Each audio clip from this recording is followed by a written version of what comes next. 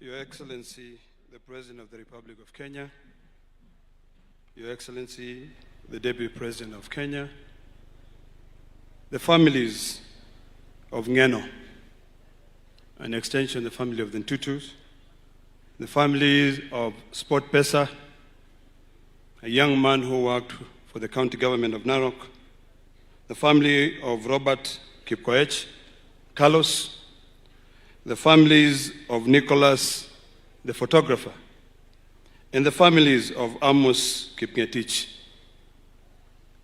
I mourn with you. You know, Your Excellency, kifo ni kitu mbaya sana. If there was a way we could have a conversation with God, ni kumwambie aachane na hiyo kifo. Because it takes the best of the best. Your Excellency, I'm very emotional because I knew Nge'no very well. I've written a small tribute to him, and which I want to read, and then I can say one or two words. And I want the students of literature to pay keen attention to my tribute. I know the speaker, I'm sorry I forgot to mention you, is a student of literature. And here it goes. If hell had a door, I would walk right back and get you, Johanna. Because your fire was never meant to go out this soon. You burned too fiercely, too bright for your people, for your land, for justice itself. Today, Johanna, we stand broken, but not defeated. Because you didn't teach us how to surrender, you taught us how to fight. You taught us to be fearing. You faced eviction, not as a man running from power, but as a shield standing in front of the powerless. From the Mao Forest to the borders of Masai Mara and Kuria, your voice thunders like a storm refusing silence. You carried the pain of your people in your chest and turn it into courage that frighten those who profit from fear. The sky may never claim you in life, in fire, and steel, but your spirit, that restless, defiant flame, still walk among us. You have become part of every tree you fought to save, every child you now who knows what it means to belong to the land. Johanna, if I could, I'll storm through the hell itself and bring you back. But you wouldn't only tell me, don't keep fighting, keep standing. And that is what we'll do. Rest now, warrior. We'll carry your spirit into every battle left undone. To the people of Miredikir, Kimen Tongong, Pikich, and Nge'no Kab, Kipsumiet, Menyeta, Mirmiriet, Menyin en One. The spirit of Ngong lives in us. And we are determined to make sure that we fight for the right of our people. Your Excellency, I've come to appreciate the fact that life is so frequent. Today you're here, tomorrow you're gone. The most important is for us to work and fight for our people.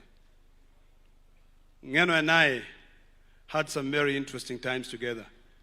When I was busy fighting for our people, he's busy fighting for his people. But there's one thing that I learned from him. Nothing would stop him.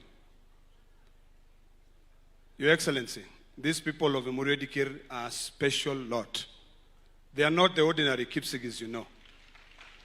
These are fearless people who have always fought for what they believe. They are fully educated, yet they are still behind. Your Excellency, I want to request you to consider fulfilling all those promises that Nge'no had for his people. One, Your Excellency, and I will not be shy to say this, we still have our brothers who are evicted from the Mao forest. And I participated in that without any apology to save this environment. But Your Excellency, we were supposed to compensate those people. I want to request you that we consider compensating those people. Give them a life. Recently, Your Excellency, there was a couple that trekked all the way to Nairobi wanting to see you. And I spoke to you about it, and you asked that the PS speaks to them. I want to plead with you to consider those people. I've also listened to these families. And Your Excellency, as a senator of Narok County, I want to request you to consider doing something special for these people. Now, Mr. Speaker, you are the chairman of the Parliamentary Service Commission. When we went to eulogize Ngong at his home, a young employee rose up and said, there's nothing as bad as waking up on a Monday and not going to work. The problem we have is that we care so much about ourselves. We line our pockets. We protect ourselves with good benefits in Parliament. But the moment one of us is uprooted out of this earth by God, every employee of a senator, of a member of Parliament, is left jobless. Mr. Chairman of the Parliamentary Service Commission, please remember the staff of Nge'no. Find a way. And if there is a way in the PSC, you can pay them for the entire 5-year contract. Because when Nge'no gave them that contract, Kemani, when Nge'no gave them that contract, they were assured of staying for 5 years. So I really want to plead with you to consider them. Finally, Your Excellency, we came by road. The roads here are dilapidated.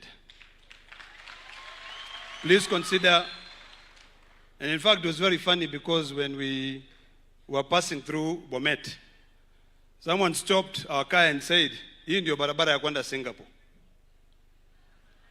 And ndio inaenda kwa waziri wa barabara.